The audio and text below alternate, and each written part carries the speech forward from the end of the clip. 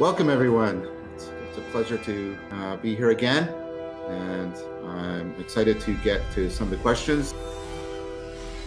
Here's a question from a patron, Rob. Thank you for your support. If you were to change one or two things about the nature of public education or college education to afford better growth and future fittedness of young people to society, what would you do and why? It could be as radically different from today's system of education as you like. Well, thank you for that permission, Rob. So if I could change, I think we need to bring back what we've lost. We had a knowledge institution and a wisdom institution, and they were coupled together, and there was cross-pollination, cross-fertilization between them.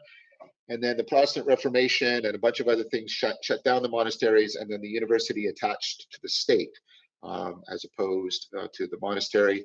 And I think that has been very problematic because we have lost places in which people can cultivate wisdom, self-transcendence, pursue the understanding of the knowledge that they've acquired, figure out how that translates into existential modes, interactional relationships. All of that has been lost. So if I could do one thing, and this is radical, we need to bring something back like what the monastery was. Now, of course, because of the pluralistic society we're in, and I'm not trying to in any way undermine that, I think we need to do something like a secular monastery, so maybe like what Daniel Thorson is doing, where you have the monastic academy, where it's not tied to a particular religious tradition or religious institution, and that gives people nevertheless something that they can do in conjunction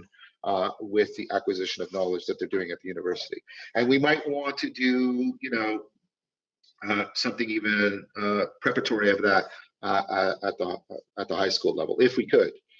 Other society, it's like, when I say that, I know lots of people are out there rolling their eyes, right? And it's like, other cultures have and still do, and all our culture did for a very long time. So there's nothing sort of natural or the way it has to be about the way we do it now.